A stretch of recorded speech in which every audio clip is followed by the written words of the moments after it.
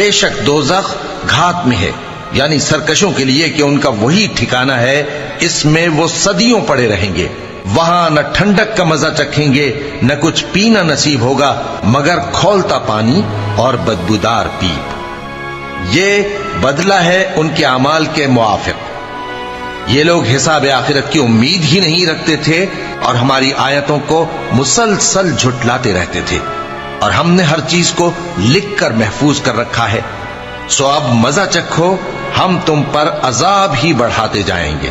بے شک پرہیزگاروں کے لیے کامیابی کا گھر ہے، یعنی باغ اور انگور اور ہم عمر بھرپور جوان عورتیں اور شراب کے چھلکتے ہوئے جام۔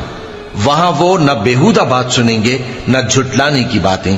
اے نبی صلی اللہ علیہ وآلہ وسلم، یہ تمہارے پروردگار کی طرف سے صلہ ہوگا جو حساب کے مطابق انعام ہوگا۔ وہ پروردگار